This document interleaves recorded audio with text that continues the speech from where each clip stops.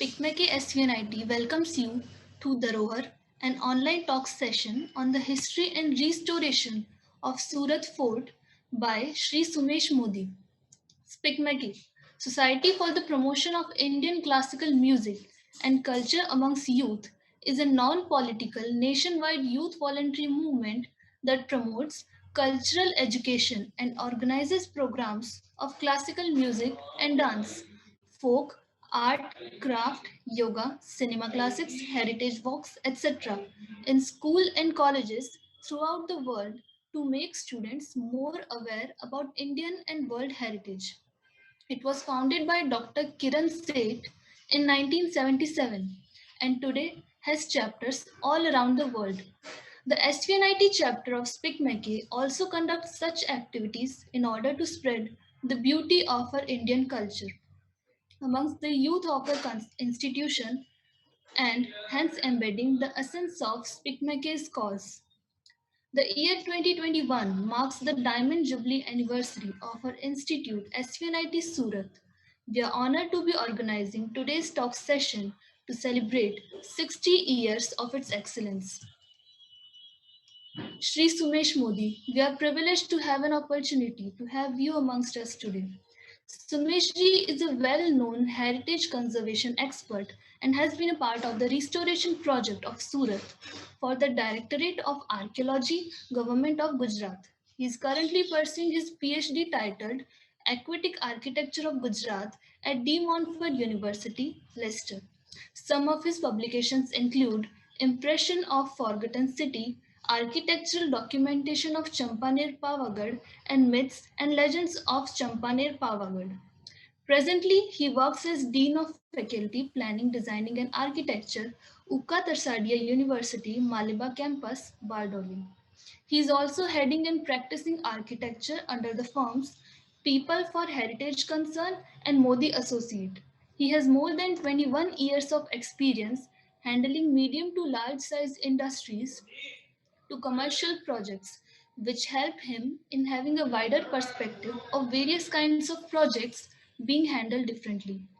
Today, Sri Sumesh Modi ji will be giving us a talk on the history and restoration of Surat Fort. I would like to call Professor V.H. Pradhan Sir, Dean Student Welfare, SVNIT, to welcome Sumesh ji. Pradhan Sir.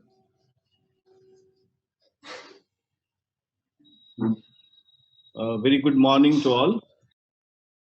First of all, let me congratulate the whole team of SpeakMake for organizing this invited talk session of respected Sumesh Modi.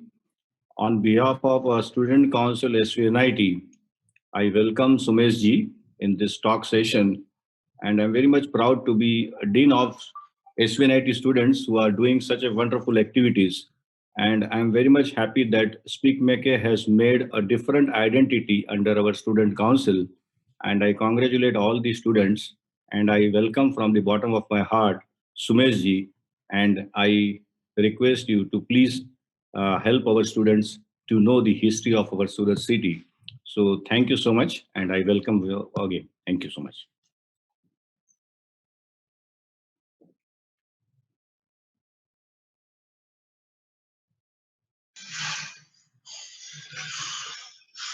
Thank you, sir. Should I share the screen?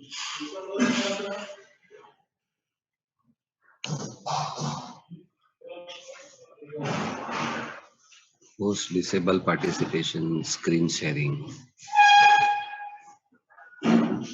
Just a moment, we'll allow that. Yes. Sure. Twinkle, go on with the script. Okay. Thank you so much, sir. Before starting the talk session, we request everyone to maintain decorum. Our live viewers are requested to put their question directly into the chat box to Dharohar questions. We will be having a question answer session after the talk session ends. We will try to get as many questions as possible.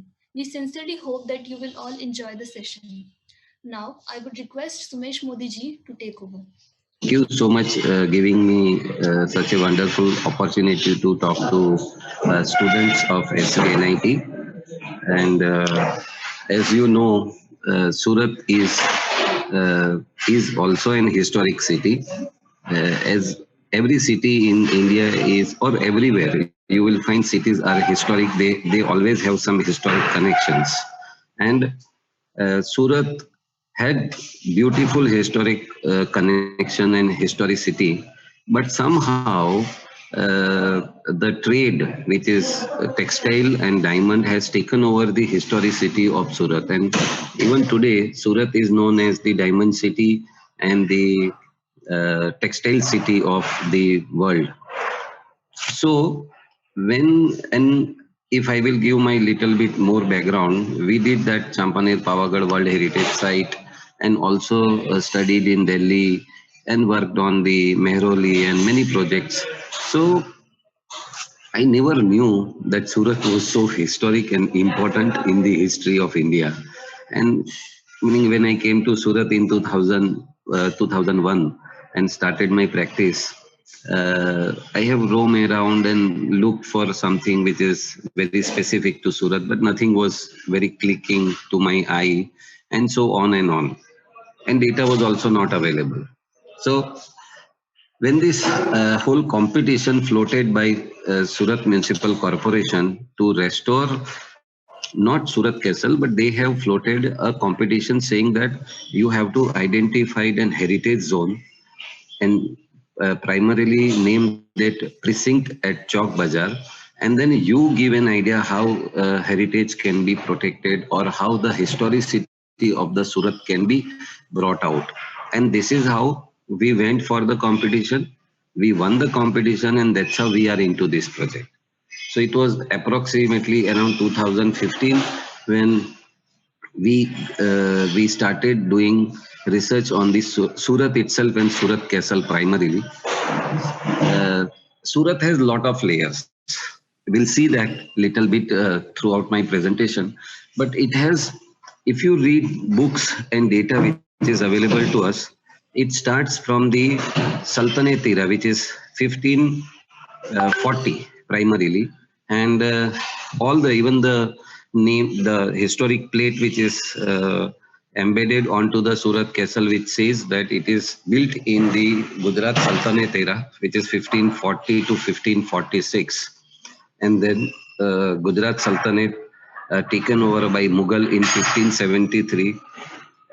British took over in 1800, and then Dutch never took over, but there was Dutch East India Company in Surat, and then the post-independent era of Surat Castle. So it has gone through this number of layers of history. But when we started doing the restoration process, we also found there was an old castle which was renovated by Gujarat Sultanate, which is a Tughlaq era, which is 1372, which is our addition to the existing knowledge onto the Surat. And so it has all these layers. Now it has Tughlaq layer, Gujarat Sultanate, Mughal, British, Dutch, which is not ruled. They have not ruled in Surat, but they were there. French were there, Portuguese were there, and all these trading companies were there. So it has a very historic connection with the trade. Then lack of awareness, as I have said very specifically, because Surat has taken over its historicity by naming itself textile city or a diamond city. And never you had any historic connection with the buildings in Surat, and so on and on. So when this project was floated earlier, SMC had an idea to do something in Surat. So they started with a minimum budget of 5 crore rupees, saying that, okay, we'll do something. And the project came to me.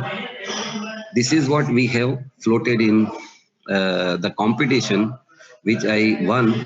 Primarily the site, the plan, which the movement pattern or the historicity, how we can bring out in Surat was this.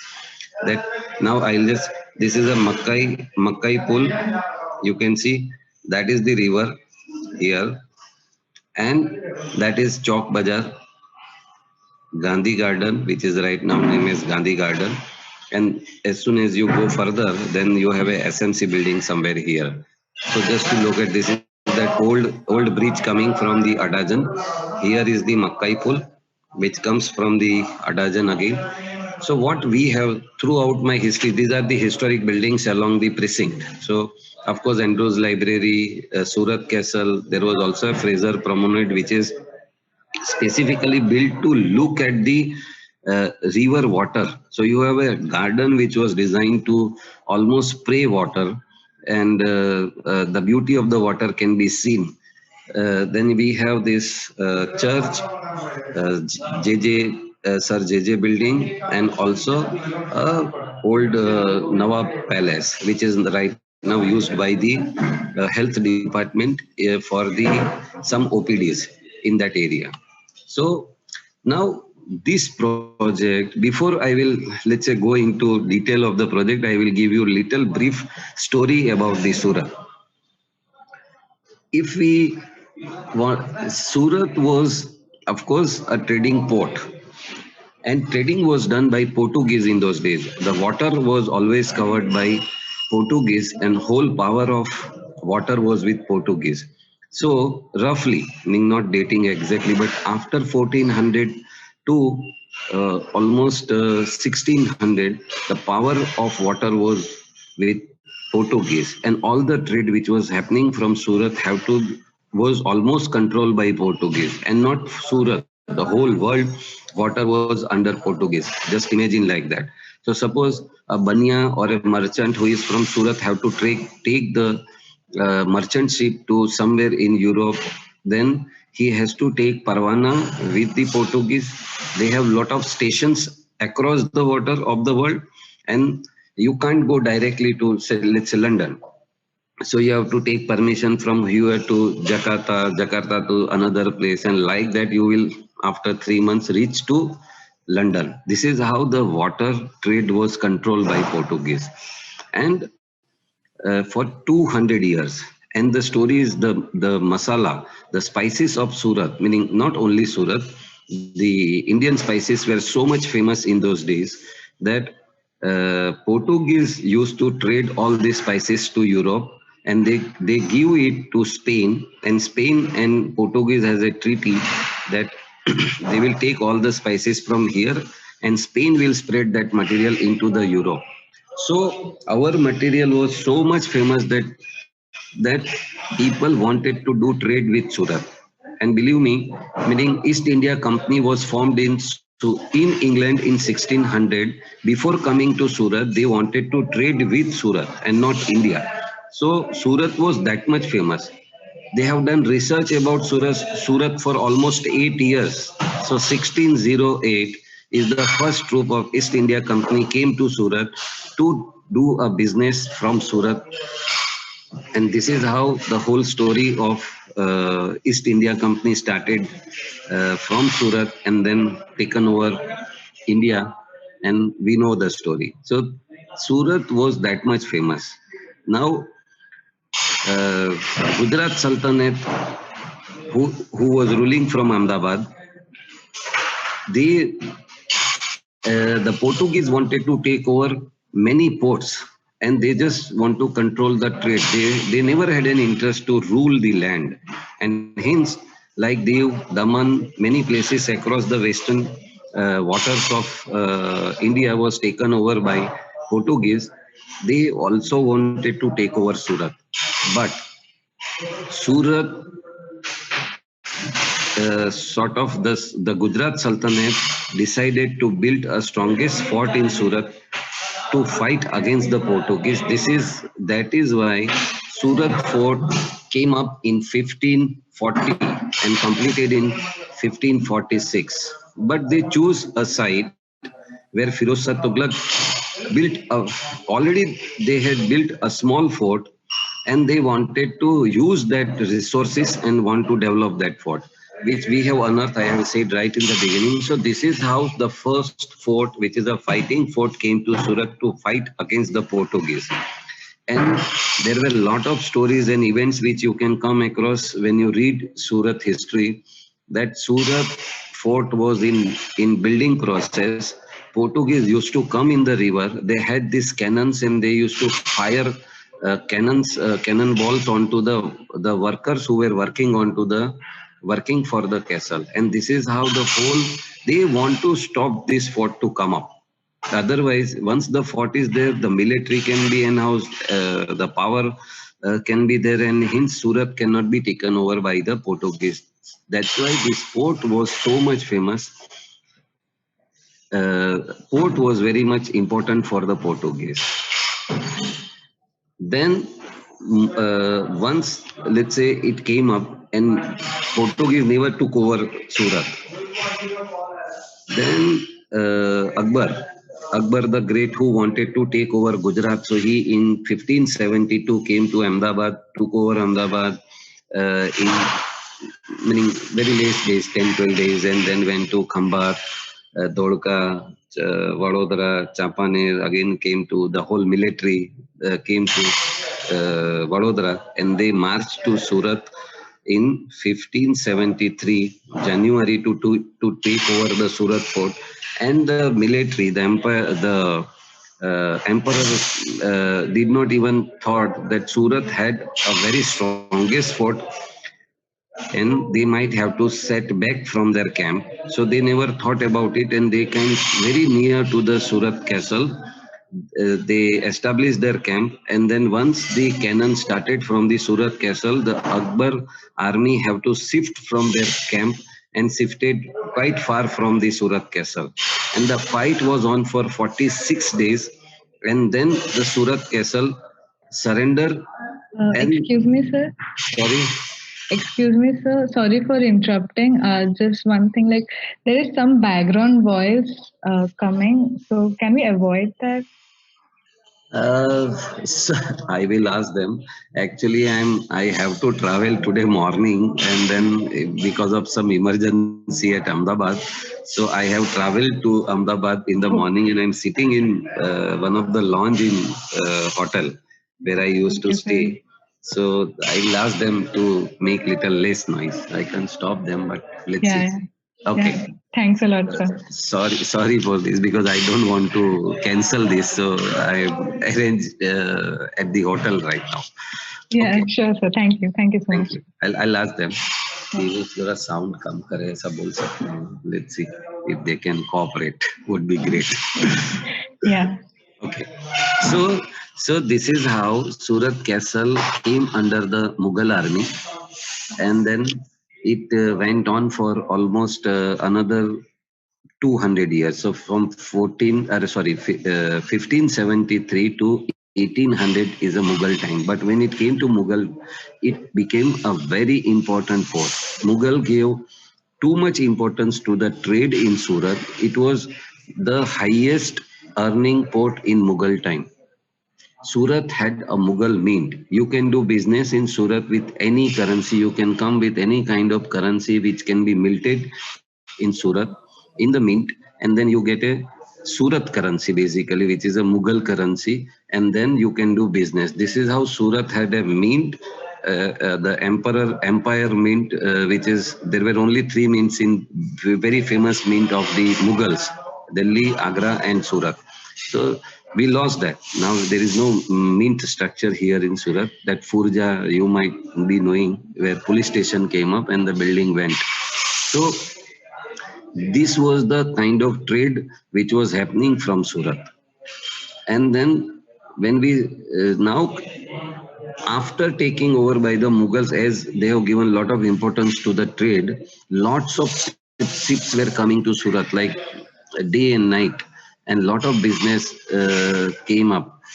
But after, let's say, certain time, Portuguese were also creating trouble, but same time Dutch East India Company was also here, and they were also doing little trouble to the Mughal Sultanate in Surat and the Subedar in Surat.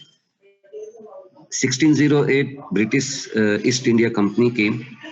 Of course, they did not get permission to trade from Surat in 1608, but in 1613 they got the permission to trade from Surat, and then the story started, because that's the conflicting situation where you have Dutch East India Company, you have British East India Company. There were a lot of conflict between them also, and that's why Mughal wanted them to fight in between, because they were creating a lot of troubles to Mughals. principally. And this is how the whole story went on. But the business of Surat went on, and it was flourished. It was the golden phase of the Surat was that, and the decline is when one East India company got a port, which is Bombay, on a rent from their Queen Victoria on a £10 per year a rent rented to East India Company, who was principally based in Surat. So they decided to shift their main headquarter from Surat to Mumbai, and that is the decline of the Surat trade, which happened in roughly 1670, if I am not wrong. And then Surat slowly became not important for the trade, and slowly the transportation and the vehicles and the vessels which were coming to Surat was coming less. So this is the golden phase of the Surat, okay, where we are talking about. And Castle actually came up in that phase project. So these are the buildings which I was talking, just to give you a brief, because then you can connect with the story of the castle. So our main component was to restore the historic castle. We have identified Kasturba Bagh and the Gandhi Bagh, which used to be a Victoria Garden in earlier days, and it was designed with cast iron grills and so on and on. So all that was also part of the castle. Maritime Museum, because on the edge of the Surat castle, we thought, as Surat has a lot of maritime history and maritime connectivity with lot of words, and that's why, if you remember, that one portion of the Surat is called as Choriasi Taluka, which is 84 flags, meaning 84 ports were connected to Surat, and every port has its own place, and the place where their ships used to come and park, and their loading unloading can be done. So all that 84 flags were parked in in-house in Suwali beach, and that's why the whole area is called 84 is Choriasi in Gujarati. So Choriasi Taluka name because of those 84 port connectivity, and so on and on. And we also want to develop the chalk area in such a way that the visitor who comes to the castle and the heritage zone can be move around all these buildings without vehicle movement. So they can be free, they can go to different places. So there will be underpass, overpass, and hence there will be parking facilities onto the river. And hence it is like a day tour. Even we have opened, let's say the whole project is 3 phases. We are into the first phase right now, and we have done only half portion of the first phase, and still we have received lot of response from the tourists and lot of international tourists by opening it up. Now the challenges. So this is the background. Now when we got the project, it was not easy because lot of problems were there, I will say, or the challenges. So first is the ownership challenge. Surat Municipal Corporation wanted to do restoration of all these areas and promote tourism into Surat, but the castle itself is owned by the state government. And when we got the project, SMC started writing to the government of Gujarat, and then for continuous 2 years, I think nothing happened. And government was also little worried to give castle to Surat Municipal Corporation, and it never happened. But the new commissioner came, and then he almost gave us an idea and said that see, nobody will give you an ownership. The idea itself was wrong, and that stupid idea cannot be function, cannot be work with the government. So he came up with a new idea. We wrote a new letter to the state government and presented to state government that castle ownership remains with you, but you just do an MOU with Surat Municipal Corporation so that Surat Municipal Corporation will spend money to restore the castle for the people. So ownership remains with you. And immediately the castle permission was given, and the whole process of restoration started. After giving, let's say, permission to restore the castle, the second challenge was, which was the very difficult challenge, is called the occupancy complexities. Meaning all government only give us the permission to restore, but lot of government department were there in Surat Municipal, in the castle, like police, like PWD, revenue department, election department, registrar, and so on and on. And those who are from Surat might have seen those department functioning from the Surat castle, but they have done I will say maximum damage to the heritage called Surat castle, just because everyone was holding parts of the castle, some portion of the castle, and then they were doing using that portion the way they wanted. So they have done new flooring, somebody has a toilet, they will put pipes, cover it, add slab, whatever they have, whatever they wanted to do, they did in that way. So Surat Municipal Corporation have to negotiate with every department, and then somehow we have got a sort of clearance from all these departments.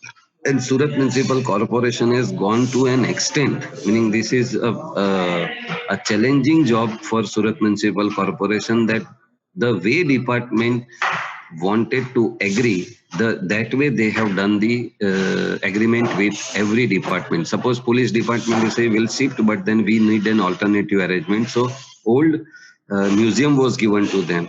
PWD said, we will shift because we are not using this, we are just dumping it, using it as a storage. So they shifted. Revenue department has a different problem. So every department has been dealt in detail separately, and then all these issues have been solved so that the castle restoration can start. Now you can see the encroachment along the castle. So in the forecourt, inside, everywhere, there were people who were using this or misusing these spaces, like typists, so on and on. So everybody has been dealt in detail, alternative arrangement has been given, relocated all these notary vendors and typists, so that even the bus station of the Surat Municipal Corporation has been relocated, and hence the whole area slowly got evacuated for the restoration process. So these are big challenges. Now coming to majorly our job, which is the structural issues of the castle. As you have seen in the old slide, meaning there is no historicity visible. If I will tell you, the national body, which is Archaeological Survey of India, and state government, because they have read many names, that East India Company started from Surat, and then this fort is actually famous, so and so, which came here, Akbar came here, and on and on. But there is nothing which is visible. Everything, almost the essence of connectivity, meaning the visual perception, has gone somehow throughout the Indian post-independent era. Everybody has done their part, did some correction, plastered it 5 times, and this is what you can see. There is no historicity which is visible, and nobody could even identify that there is an historic fort here. The only name which was connecting that chalk area, કિલ્લો ક્યાં જાઓ છો તો કિલ્લામાં જાઓ છો એવું ગુજરાતીમાં કહેવાય, તો because કિલ્લો is a fort and a lot of government offices were functioning from here. So where are you going? I am going to the fort. That is the only connectivity, but nothing was visible here. So when we started opening all that, our challenge was very, we have to go through many non-destructive tests, which you can read here, like rebound hammer test, ultra pulse velocity test, micro drill test, static load test, because core test, rebound hammer test, endoscopy test, all these tests, meaning India never did this kind of test so intensely on a one structure, and we had to go for like suppose endoscopy test, meaning you can drill like to each core till almost like uh, 9 meter inside, and you can see what is there inside, because there were portions in Surat Castle like thick masonry of 6 meter, 5 meter above the dome. Now you don't know what is there in between, and tomorrow suppose you after restoration it will be put to use, and many people will walk over it, and something goes wrong. So we need to find out whether what kind of material is there within, whether it will take the load. And finally we went for a static load where suppose a structural system permits today a live load of 500 kg per square meter. So we went to an extent that we have increased it to 1.25 times, and 625 kg per square meter of load has been put after and before doing the restoration of the castle of every portion, and checked with a digital technology. Even there will be zero point 0.1 mm, I'm saying 0.1 mm deflection that has been marked, whether this is permissible by the material or not. And this is, and that's how the whole castle has been checked structurally, and this is how we went for the restoration process. Now, why the building got so many problems? So these are the issues which we had identified, like it is like defunctioning. I mean, as I told you, PWD was not using it, but they were just storing the material here and putting lot of load onto the like 500-year-old structures, which was not capable of taking that kind of load, and hence there is a damage. There is also damage because of the vegetation which was never looked after. So it has, the roots have gone inside, and then created a lot of problems with the old masonry. Castle itself is a load bearing structure. So we cannot even remove this. Suppose in maybe over a period of time, these tree roots have become almost an composite structure. You cannot just remove the roots, because it will also take the masonry along with it, and then create more problem. Upper structure may fall down because your masonry will be loose, and hence slowly the injection has been given to the all the roots. It became dry, then you keep removing till the end. It slowly, meaning it is a long process, almost in 3-4 months we could able to remove trees, and not like taking them away with the force. There are also man-made issues with the castle. Castle is a load-bearing structure. It is a wooden structure, and the top of the wood is always with the lime masonries and lime waterproofing. But somehow our PWD, who maintains our government buildings, may not be able to understand the technology of that era, and maybe not non-availability of the labors of that kind. They, because castle was used by the government agencies, lot of waterproofing was done by PWD over a period of time. What you can see in first slide is 1 meter of concreting, which was 1 meter of concrete, because suppose a terrace is leaking, so they will add 6 inch of waterproofing, and maybe after 3 years again there is a leakage, another 6 inch of waterproofing. Engineers were not aware, they have not looked at the structure in detail, and kept on adding these waterproofing structures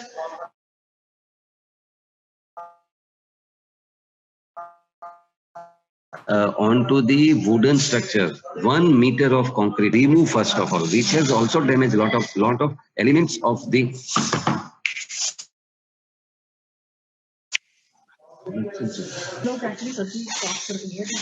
हाँ, so it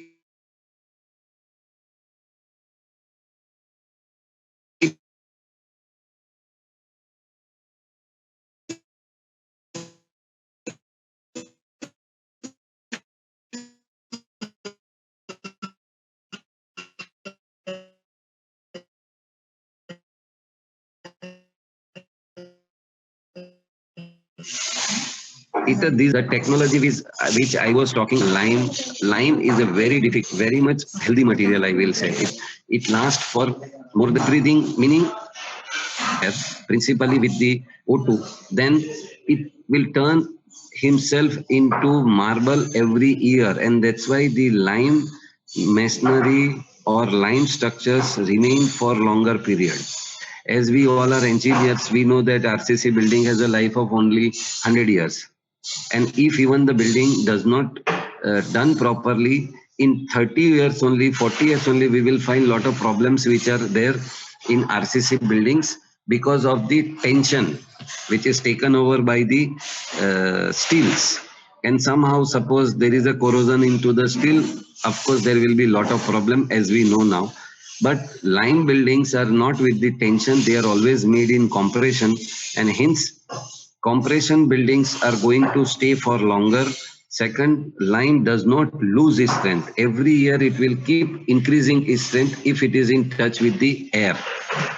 The whole castle could not be understood by the engineers of PWD, and it has been plastered 7 times, meaning you have 7 layers of cement plaster onto the lime masonry, which we took all the pain to remove it slowly and then came to the original surface. The breathing was stopped, and hence there is a damage. So these are all damage done by the PWD principally, I will say. Don't want to blame it, but the engineers were not aware and so on. And so the material have to be quite sympathetic. So we made a lime bhatti here, and we are using 100% lime masonry and restoring the whole castle with the lime, which you can see on site. Now, there were also historic fire and floods into the castle, which you can see. Castle ground was raised because of the many floods must have gone through.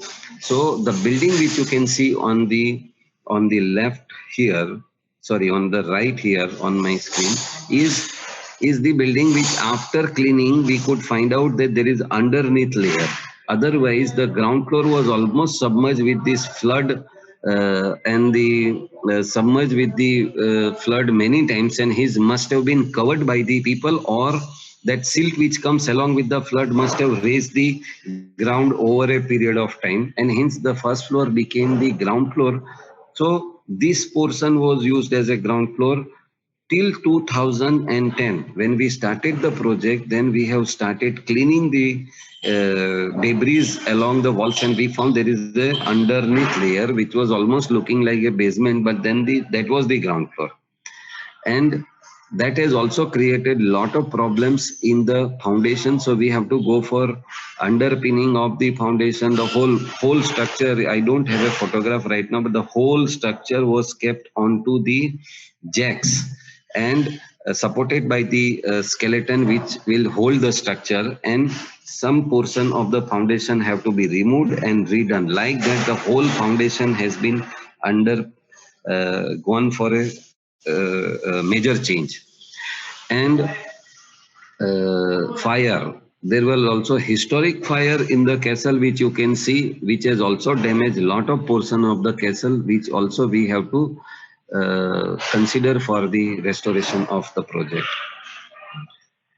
Now, as I have started with saying that Surat did not have that somehow connection with the history. So connection was lost, and it has changed its identity from a historic trade city or a port city from textile city and the diamond city because of lack of information. And as being a member of the British Library in London, I was doing PhD from London, and hence I was connected there.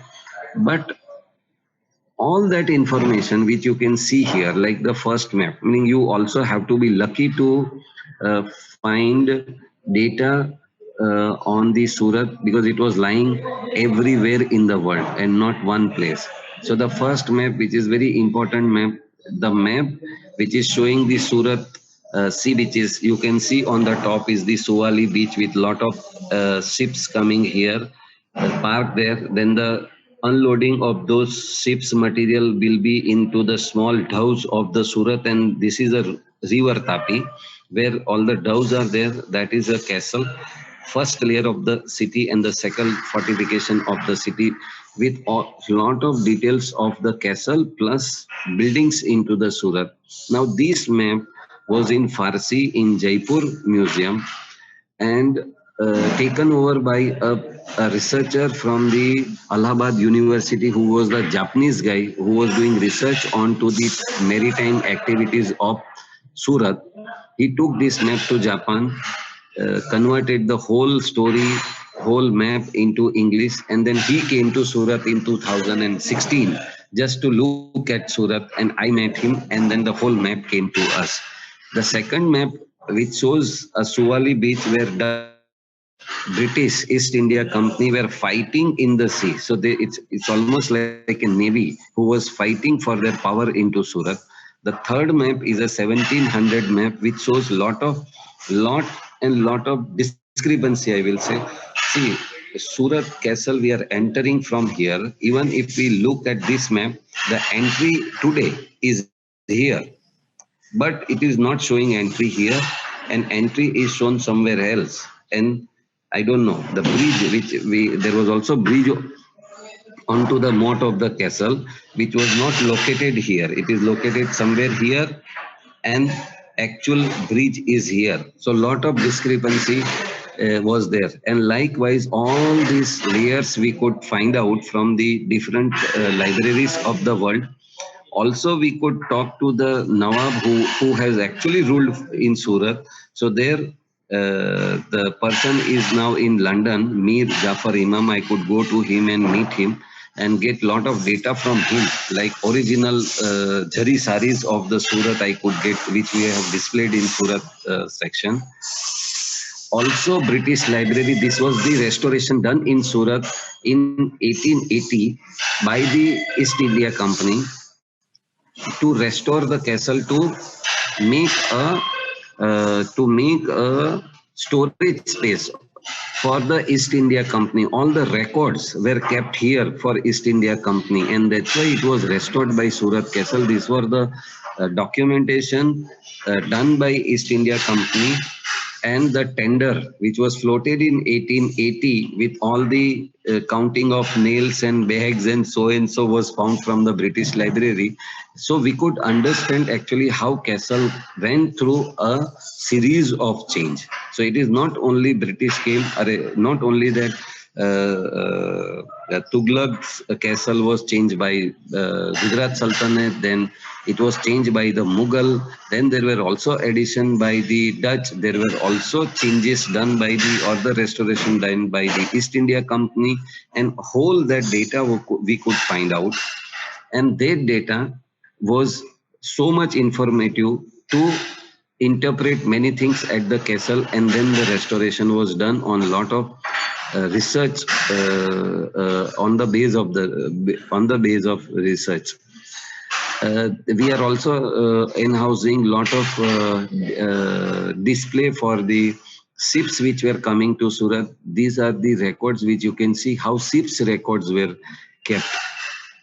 And it's interesting to know, first of all, that like let's say this is one ship which was traveling from one place to another place. Every day this item have to be filled by the captain onto the ship, where data is like how much it is deep into the water, what kind of wind pressure is there, and all that data. And then suppose you come across the ghost ship, which there were also looters into the water.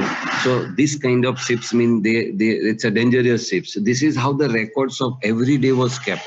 Meaning for one ship, there are thousands of ships of companies. Record was like that. So we got almost like 350 ships data to display in Surat Castle. These were all, if I will talk, these are the books in which the records were kept in British Library. And the book which you are seeing is almost like a window size. You can see metal hinges which were used in window are used in the book. So these are like almost 4 feet by 6 feet book. in-housing all this data. This is one of the important map for the restoration, which I will tell you. Surat, every empire has this system of ruling, and then you have emperor sitting at one place, and then every his area is divided into subas. Every suba has one subedar and the kiledar. Subedar always take care of the revenue and the all legal matters of the society, and kiledar always give protection to that suba. And first time in the history, East India Company went to Mughals and bid for the kiledari of Surat Suba in Delhi. So in 1759, they got a kiledari of the Surat. Okay, this is the first action. You can also say this is one of the historic action by which East India Company actually started thinking that we can rule in India. They had lot of trading centers across India by that time, but they were never wanted to rule. First time in 1759, the Mughals gave Kiledari of Surat to East India Company. And then the whole story started when they came here with a Kiledari power. They wanted to understand the Surat castle, and the first map was made by the French garrison engineer of the East India Company army. And this is that map which was also there in South and not in East India Company records of the British Library, London. This map we could encompass, and the details of every room is marked here. So this is one of the important map. Based on that, we could unearth many things on the site and restore it. Now look at this. See, the bridge on the moat is here. In earlier map, the bridge was here. The entry is shown here now, and in that map there was no entry. So there were, meaning the castle has gone through a lot of restoration. This is what I want to say, and all that layers we could find out. And based on that, whatever is valuable today has been restored, because you can't restore Surat Castle to its original, to let's say Tughlaq era, then Mughal era, then Gujarat Sultanate era. So whatever is valuable, so the value-based restoration process we took on. Now see, this is, you can see the bridge is here in that 1700 map, and we could unearth the gate. The original gate of the Surat Castle is still not seen by anyone. If I will say, you may be the first one to see, that is the Surat Castle gate, which was designed in 1372, covered in 1570, 1540, and maybe over a period of time it was covered, and new gate was formed from here by the British, which we are using right now. Everyone has seen Surat Castle from this gate. This was not the gate of the Surat Castle. So this gate is here, which has been unearthed now. It was under the mud, I will say. It was never opened, covered with so many things, like almost unearthed by us. So likewise, lot of important things we could do based on the research. So we made a plan that what we should display for the Surat Castle, for the people of the Surat, and also what is most important, overlaying all the information we could do. This is the first section, which is, I said, phase 1, half portion, which is this plan. Rest is still in the process of restoration. So what to protect, what not to protect, how to go about it is based on the research. This is what I will say. And then the layers have been made. You can see the layer, how Surat Castle got changed. All that I will say map information was in a sketch format, and they may not be correct to the scale, and hence all that sketch information of different ages have been overlaid. And then you can see layers of Surat Castle. You can see the change. Suppose for very big, it has entry here, and then people were going through that entry and coming here. There was no gate here. Now you can see it is almost covered, and the gate is here, and the moat bridge is here. So that is a major change. Suppose in the center, you can say in the Mughal time there were Mughals which was here, but there is no garden here in that year. And then slowly even we lost that fountain. Here there was a cascading fountain of the Mughal time, which was here visible, not visible here. You can see the thickness of the masonry here, which is reduced here and still reduced here. So castle has gone through a major change in the history. This is what we have understood and then proposed the restoration plan of the Surat Castle. These are the activities which we have proposed in different areas. But let's go to the work, actual work. So we have gone to a scientific cleaning. As I have said, lot of layers of history was covered by the different cement plasters. So all that unsympathetic material which was used by the different agencies or our PWD to restore or repair Surat Castle after independence, all that has been removed. Slowly vegetation have been removed with the injection and all that. So there is a scientific cleaning we went through. Then whatever was the loose material have been removed, and somehow if it is very important, then it has been strengthened with the chemical, and then this is how this task went on. Lot of different technologies. Suppose when British came in, they have done this jacquard flooring. So they were also very, very weak. So all that jacquard flooring with lime has been done again, you can see, with the same pattern to bring the same historicity back, and then you can connect people with this different kind of technology. So what we came across, the major decision what we took is after checking the structural stability, we found there were different construction system, which is very much important. Now you go to the castle, nobody will see the Surat Castle with its structural system. Whenever you go to monument, you will see monument as a grand monument, aesthetically beautiful monument, and then the spaces are elegant and so on and on. And maybe decorations, but construction techniques is not somehow displayed. So we took a very major decision that open restoration system we will go for. So we don't have to say this is British construction, but the British construction itself is visible. You can see a different 6 layers of construction in the Surat Castle when you go across the different galleries. So you will come across Mughal construction, you will go across Gujarat Sultanate construction, jacquard flooring, British construction, brick sizes are different, plaster quality is different, mortar thicknesses are different, and so on and on. The construction of the Tughlaq time is quite different because it was not that much matured in those days. So all that with a minimum, let's say, display and information, one can actually visually see that, okay, the castle itself has 6-7 layers of construction. This is what we did in Surat Castle. Like you can see different type of bricks, different type of mortar layers, different type of wooden qualities.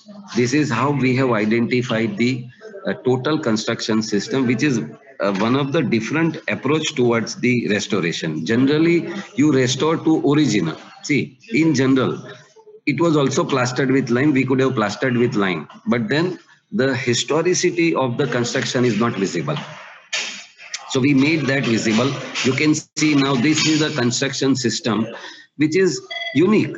How can we just plaster it and make it visible the way it was? But then hidden things, which is also very important. So we kept it open. As I kept on saying, the whole construction system everywhere is open. Okay. Now another thing, meaning throughout the castle we found many things. We also found hammam in Surat Castle. You can see those channels which was under the floor, and then stone flooring was done originally. And these tunnels, not tunnels, but the small channels were not visible.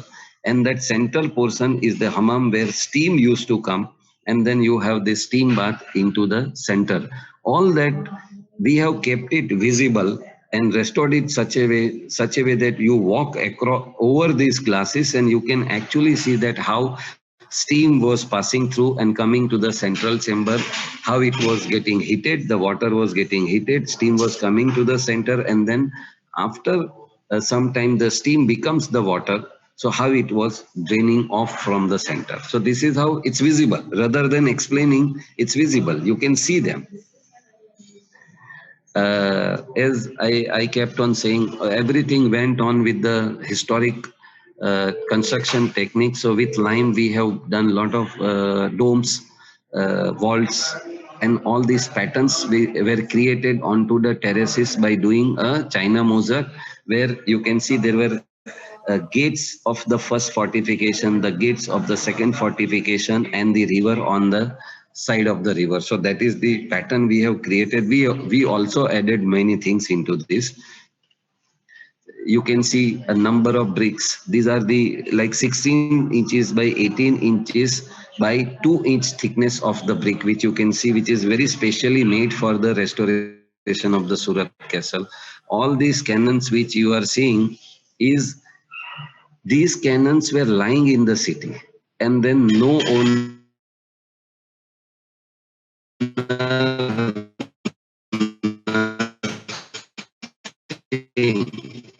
and I don't know for, and these are the cannons of the let's say pioneer in this technology who brought castle into this area, Surat.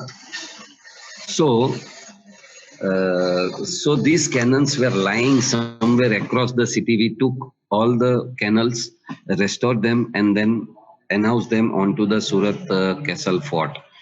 The third thing here, you can see the dome which we have created. We have also went to an extent that we have done a fresco painting by depicting a Surat Mughal architecture, so that, and it is in a fresco. The fresco is, you know, when the lime plaster is fresh, you paint it with a natural dye. So it sets inside. It is not a painting onto the dry surface. So it will remain till the building will remain. Even the shining of this will not go. You have seen like all that paintings in the Italy, Vatican City ceiling, that all Christian ceilings, Christian church ceiling is basically a fresco. So same technology we have used in many places in Surat Castle, where dome or vault we have recreated, and then it is painted with the fresco designs which we have created onto the surface to give an ambience to the places. Integration of new technology. Suppose if I will tell you the walls, which is more than 500 years, 600 years old, that walls were taking loads of the superstructure, and then you have seen 1 meter of concreting on the top of the super onto the walls. It was plastered from both the side with cement, so that breathing was stopped, and hence it is deteriorated and taking a very less load or may damage the superstructure. Hence what we did, we have installed a new frame structure with MS pipes. You can see all these wooden columns. They are not wooden columns, they are MS pipes cladded with the wood, and the whole structure load is slowly transferred from ground to second floor onto this wooden, looks wooden frames, but principally a metal frame, so that in earthquake, this wall may collapse, meaning they are loose, but the structure will remain as it is. This is how the loads from the walls have been removed and transferred onto the new construction system, correct? Wooden NK, so and so.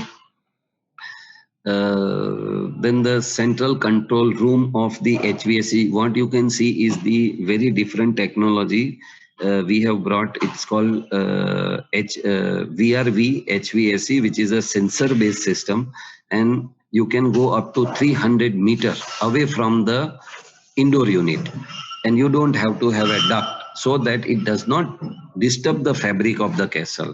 Meaning all electricity, all fire services, all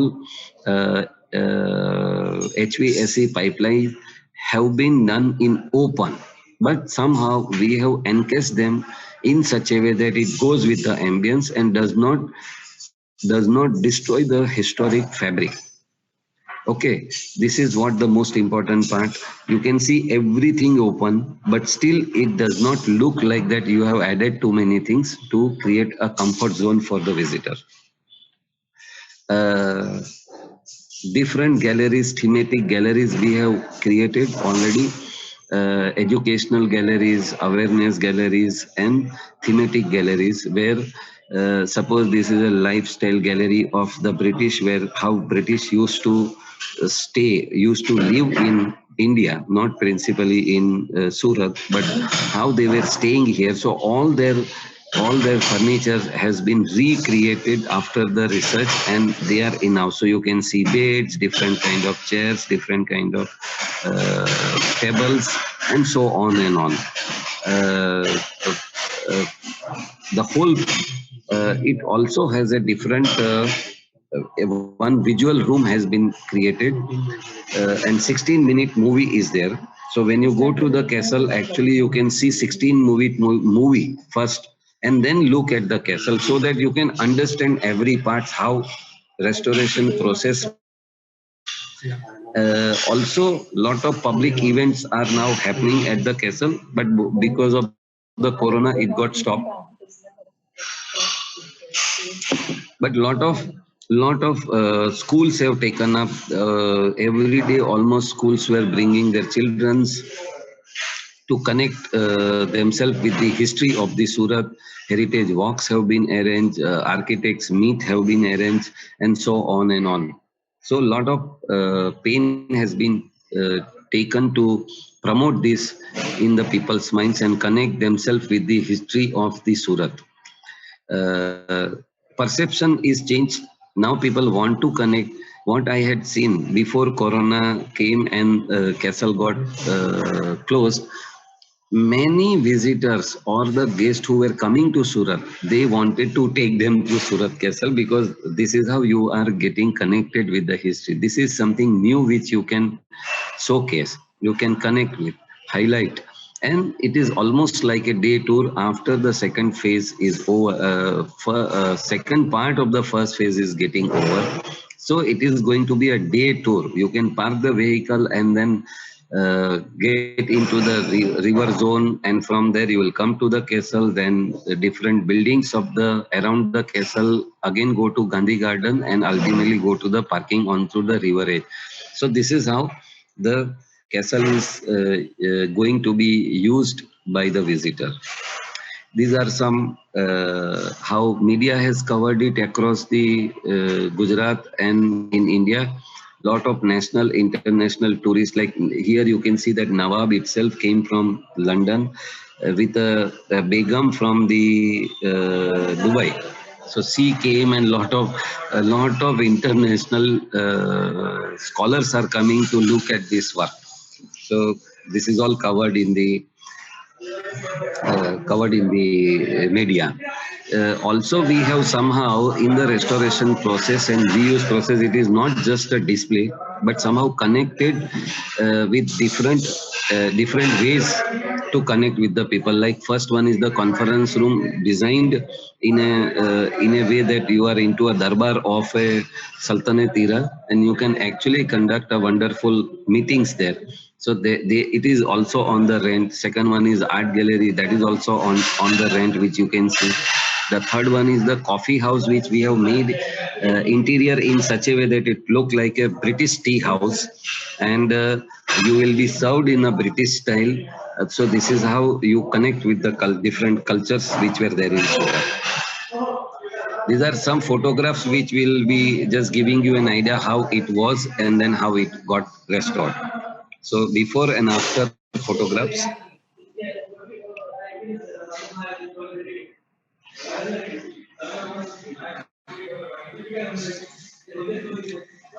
So this was basically for the smart city project. It is under the smart city project now, and the total, as I have said, it started with 5 crore rupees budget, and now it is 156 rupees budget for the Surat Castle and the restoration around the Surat Castle.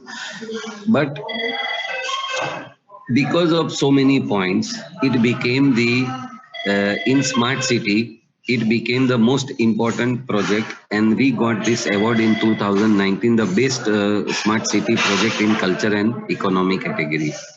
So this is how the Surat Castle restoration went off. Thank you. I hope you all have enjoyed it, and please, if you have any queries,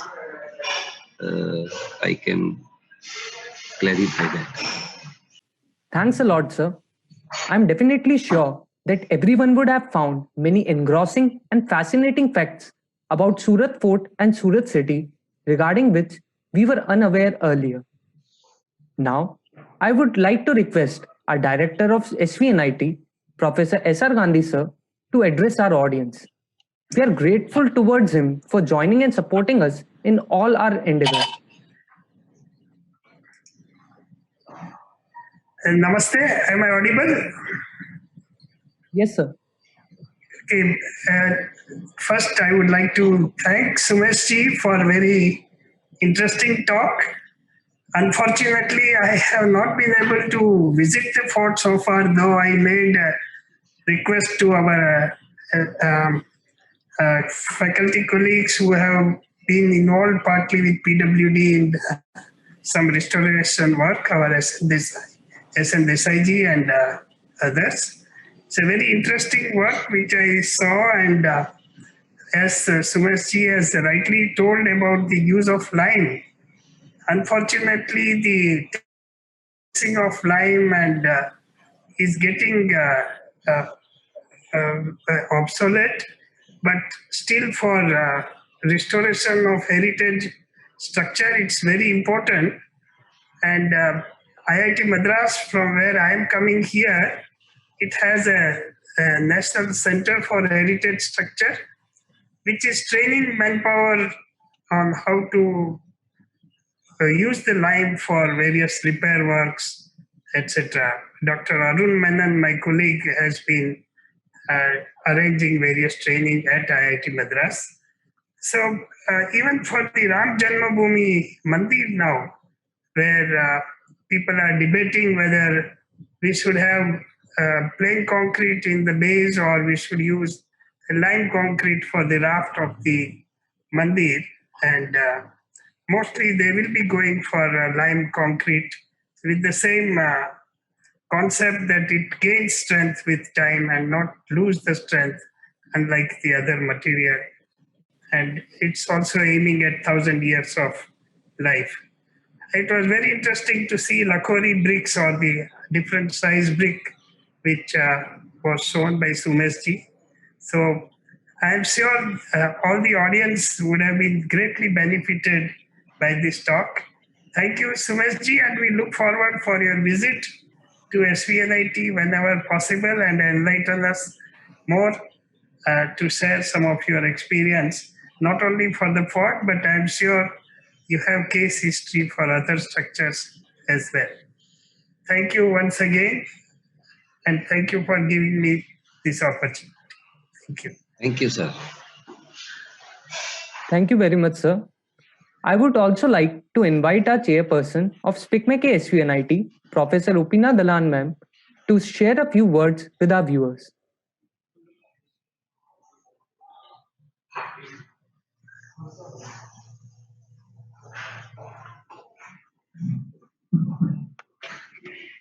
Hello, everyone.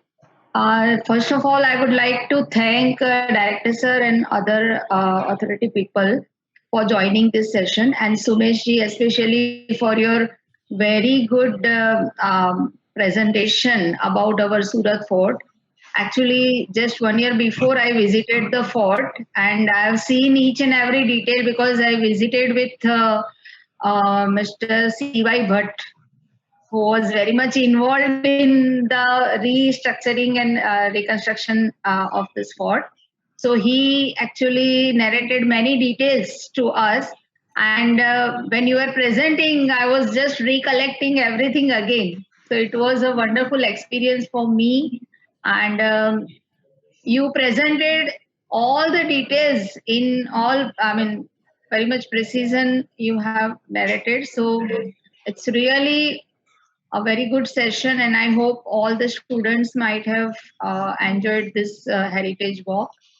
And I would like to request Director Sir to have the similar club in our SUNIT campus also. Like we can have the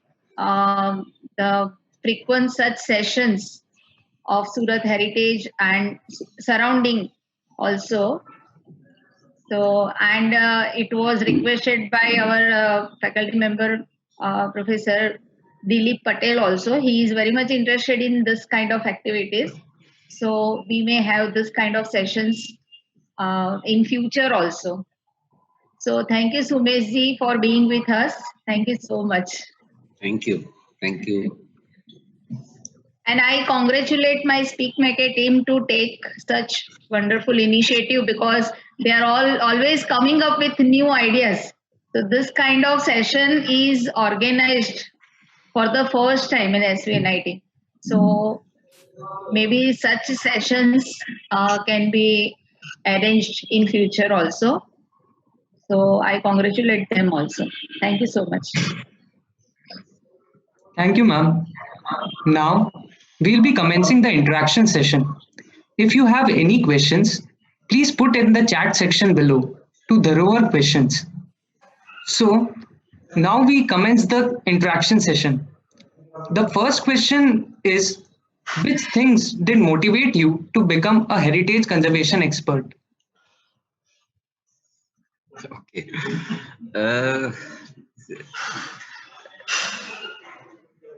When we have to do in see our study, Bachelor of Architecture, we have to do RSP. It is called Relative Study Program, where every student have to go for this kind of documentation 3 times in the 5 years of program, which is compulsory.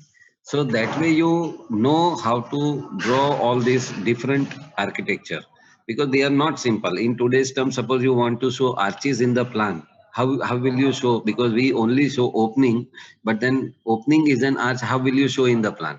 So likewise, it's a very difficult task to document these buildings, and which is a part of the regular course. Every student who became an architect have to go through this program. And it is not a regular study, but it is almost like once in a year you have to do this. And it is a special tour which students are taken to some monuments, and then you have to measure it in a week, and then it's a fun basically. But somehow you got attached with these monuments, and then you found they are very interesting. It's not easy. When you look at the monument, it looks very elegant and easy, but construction wise, techniques wise, decoration wise, so many things are there which is actually makes them beautiful. So I think that's how I got interested, and then went for masters in conservation after doing my bachelor's. Thank you, sir, for such wonderful answer. Now, we'll move on to our next question. The next question is the Surat Fort located in high-lying area or low-lying area in Surat? How urban flooding or river flooding will affect the fort? As I have covered that in my presentation, Surat Castle is not on a highland, it is on a low-lying area. And Surat had, as Tapi is a flooding river, even in the history, Surat Castle has been affected by the floods. And even the latest floods have entered Surat Castle, which is the highest flood in 2006. So Surat Castle has gone through a lot of flood, and that's why we have to go for underpinning of the foundation. So it was not on a highland. Even the ground, the central portion of the Surat Castle is also raised to, if not then let's say 1.5 meter, just because just because even in the history, like I'm just guessing, I don't have facts, but the level of the ground level of the Firoz Shah Tughlaq fort was quite low, and it must have gone through lot of flood throughout the history, and hence when Gujarat Sultanate restored it, they must have raised the ground level, and that time only lot of changes happened. They must have realized the fort became abandoned because of the flood and many other problems. But flood have to be taken care by raising the ground. So whatever was below became the basement, or they must have covered it. And that's why we could able to uncover today. So it has lot of problems of flood. It went through lot of problems of flood. Thank you, sir, for this lucid explanation. Now we'll move on to the next question. The question is, as a student, how can I study and understand the history of Surat Fort? I think as a student, you have to go through whatever material is available, first of all, and read about it. And one has to find it. If you are interested, you will come across the material. I will only say I was not interested in Surat. I never came across Surat history. And as I started saying that Surat lost his history just because nobody was interested in Surat.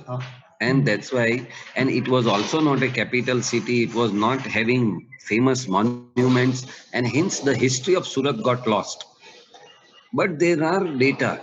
Data is available throughout the world for Surat. And believe me, data for Surat is more than any other cities of Gujarat. Even it is more than Vadodara, it is more than Ahmedabad. I am just guessing because Surat was an international port. People have come here, they have stayed in Surat, wrote about Surat. So all that data is there in the world.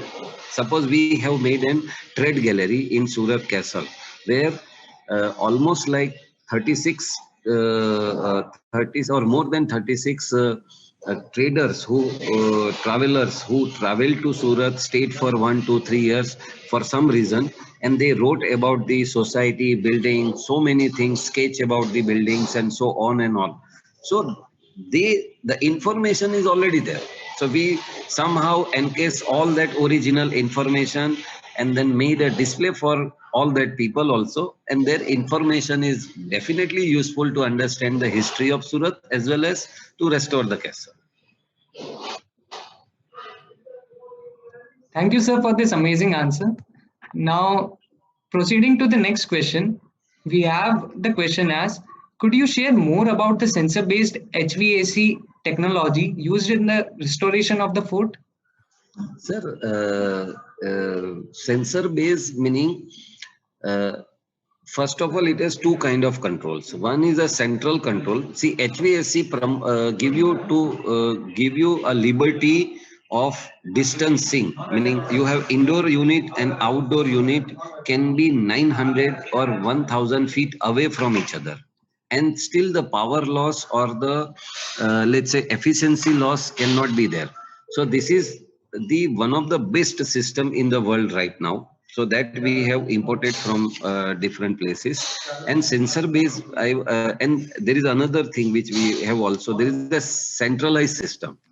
When I say centralized system, meaning ki there is a control room from where every room is visible, and still you can control the temperature from one room, but also you can control the temperature locally in that room.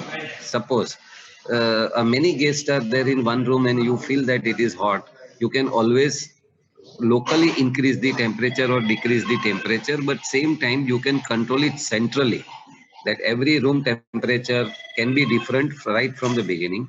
Once the castle is running, it reach to a comfortable temperature, then every system is shut down automatically. We don't have to shut down, automatically it is shutting down. And then when the people gets enter into the room, and slowly the system will start by sensing the movement of the people. So it is an efficient system because you don't know when people are coming, and this is like a power loss, energy loss, and ultimately money loss to SMC. So there is a good system which we have installed, so that there is a efficient, it's an efficient system, I will say. still some portion is not in that way, but overall it's going to be like that. Thank you, sir, for this marvelous answer. It enriched our knowledge. Now we'll move on to the next question. The question is, sir, could you share your views on the role of engineers in restoring our heritage? Of course, it's a very important role, because all that taste which I have kept on saying that I cannot do that. Taste and a different kind of technology which was used to do all that NDT test are basically done by the engineers. Only thing is they were also. I'm lucky to have Hemant. I'm lucky to have Hiren Desai, who is a structural engineer from Surat, on the board, because see, in routine work you cannot come across this kind of things. Meaning you have load bearing structure. Believe me, we had lot of debate for finding a strength for the dome. Now, how to reconstruct the dome? Structural engineer will say, and believe me, they have said, okay, we will put the let's say the base structure in that shape. Now, how the bricks have to be laid? Then, when you can remove the sub portion, and bricks are going to be in compression. Every technology today, even in SVNIT, I'm 100% sure we are teaching them how to calculate the tensile forces and how to take care of the tensile forces and how you can put all that still in the concrete. But these are not available. And trial and error basis, I will tell you, we have gone to an extent that okay, after 1 month we should remove the sub portion, the supporting system to the dome or not. Whether we should put a static load after how much time. So nobody knows. And we went with an experience. So it is an experience working with the structural engineer, and they were definitely helpful. They actually do a major role. Sorry. Thank you, sir, for this amazing explanation. Now we'll move on to the next question. The question is, what were the alternative sites initially selected by Khudavand Khan for building the castle?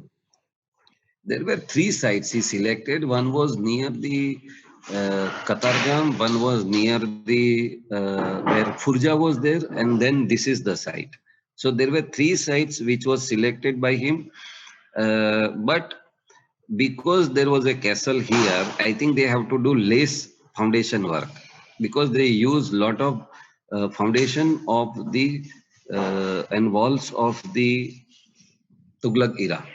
And that's why I feel they have selected this. And most important, apart from resources, I think the location of the castle is very important. It is on the bend of the river. So when you are in the castle, you can see both the movement which is coming from the sea and also coming from the Randir. Randir was a threat to Surat castle. There were Turks there. And Surat castle was owned, meaning by the different community, and hence you have to look at both the traffic movement which is coming to the Surat, and hence it was very strategically located, and they might wanted to use same location which was used by the Tughlaqs, and hence they selected this site. This is how I understood.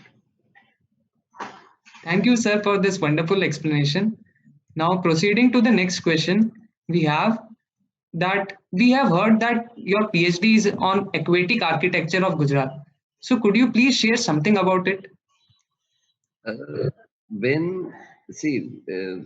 We did same kind of research and documentation work for Champaner from 2000 to 2003, and ultimately whole that research became the dossier to UNESCO from India, and went as a nomination to UNESCO for the World Heritage Site status. And then also we became the World Heritage Site in 2004, which is the first World Heritage Site of Gujarat. But while doing the documentation, and we came across a lot of water channels and lot of water structures on the site, and it seems that it has lot of water intelligent architecture on the site, which is visible. But all the book says that it died, like Fatehpur Sikri died because of scarcity of water. Same thing was written for the Champaner, that it died because of the scarcity of water. So the inquiry started that when you have lot of intelligent water architecture on the site, how city died because of the scarcity of water. And that's how I got interested into aquatic architecture of Gujarat. So this is the primarily my interest, and then you kept on finding about it. Thank you, sir. Now, lastly, we would ask you your advice to the students of SVNIT for enlightening them about how our heritage is important to us. I will say heritage is definitely important. It talks about, see, it connects the past with you. It is our past. And don't think that it is just a past and we just have to forget it. But it is almost like a memories of the past, which is also going to be used in future. So these are different techniques and technology which guide us for the best development. Like I will say, let's say I will say respect the heritage. They are very important. Whatever is valuable to you, like as I kept on saying, value are very important rather than the physical form of the monument. So suppose you have got a first car in your life, is very much valuable. If you buy a first car, is more valuable. Maybe a smaller car, but later on you'll buy Mercedes, is not very important. So value of that car is more than the value of the Mercedes. Likewise, heritage also have to be looked at. It is a value-based system, and you have to value the heritage in a respective manner so that you can understand the past and take it forward for the development. Because it is not just a static. You have to understand it. The whole Europe have understood, and they have restored the cities in such a way that the whole world want to visit Europe for nothing but to have a ambience of that historic city. That's it. Why we go to Europe? What you see? Nothing. Actually protected. They have made cities walkable and usable, and somehow they have showcased their architecture, which we have lost. Thank you, sir. That is what I will say. Yes, yes, sir. You can continue. That's it, sir. Thank you. We wholeheartedly thank you, sir, for this amazing talk. The talk enriched our knowledge. It surged up our interest and curiosity to know more about the history of Surat Fort and Surat City. Sumeshji, we really anticipate that we get your support always. On Yes. behalf of the entire team of SpeakMake SVNIT, I sincerely thank you for giving such a wonderful talk and inspiring us. We are indeed very honored to have you among us today. Thank you very much, sir. Thank you, sir.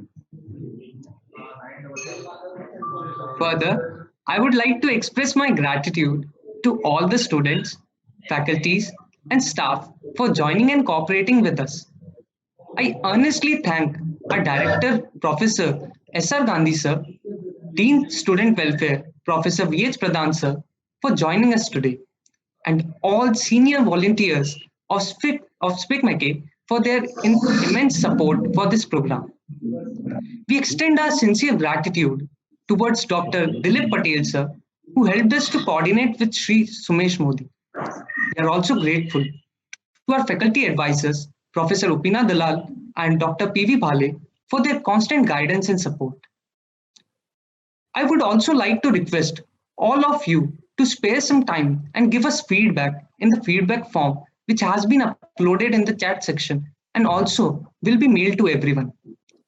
For those who have missed some part, may check on our YouTube channel of SpeakMake SVNIT, where we'll be uploading the recorded talk session. With this, we come to the end of this session. Once again, I thank you all for joining us on this warm evening. To get more insight into our works, do follow us on all the social media handles. If you wish to volunteer for SpeakMake, kindly send us a message on our handles. Thank you.